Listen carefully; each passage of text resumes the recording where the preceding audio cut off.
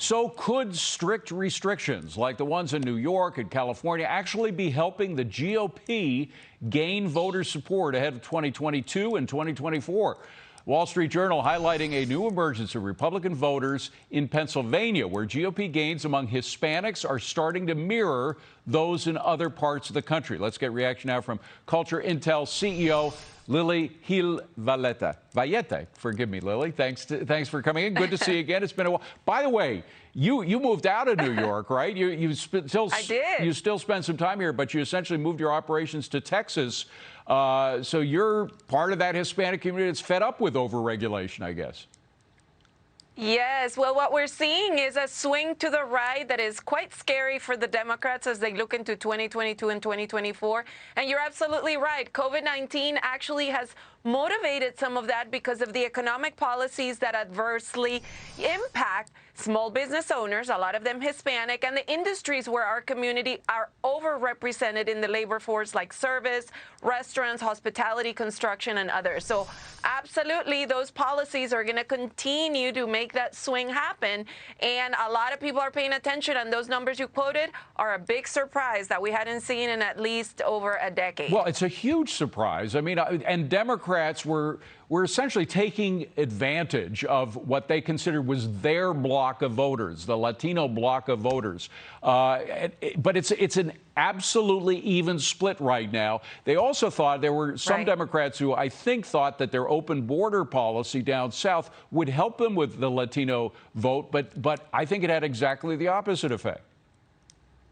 It's what's happening, and again, the numbers are proving it.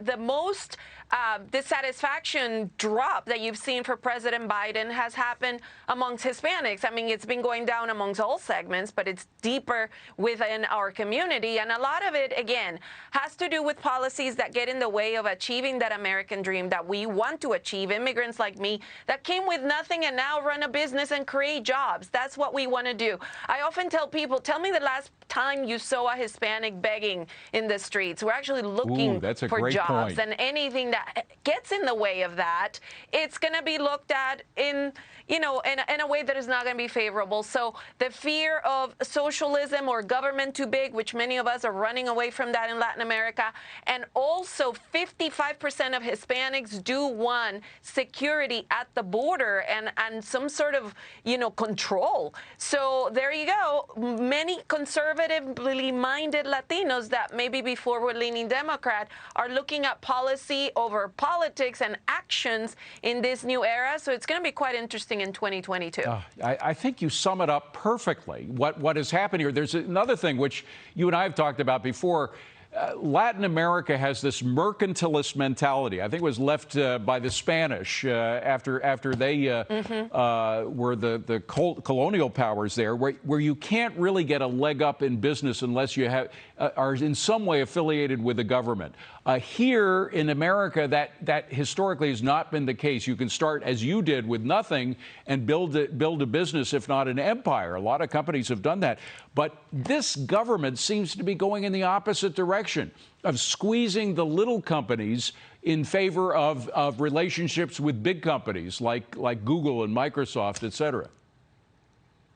Yeah, and it's interesting because for the first time ever, these are numbers from X and many other researchers. Also, the Democratic Party has lost its ground as being seen as the party for the worker or the party for the American dream. There was always a big lead favoring them, and right now it's a tie also with Republicans. So a lot to learn.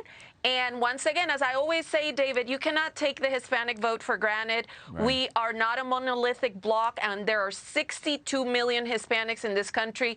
We are 80% U.S. citizens and growing at a faster rate in creating new businesses more than anyone else. Also, educational attainment, upward mobility. This is good for America, not just for Hispanics that are here in America. And I think either party is going to have to work harder at getting to the issues that really matter, which are jobs and the economy first. And the key element of everything you said is people come here to succeed, not to become serfs of the government. They come here to succeed in the American dream. And again, you see more signs of that from Republican Party these days than from the Democratic Party. It might change, but we'll see what's happening. Lili, thank you very much for being here. I hope you enjoy Texas. Have a great New Year. Thank you, David.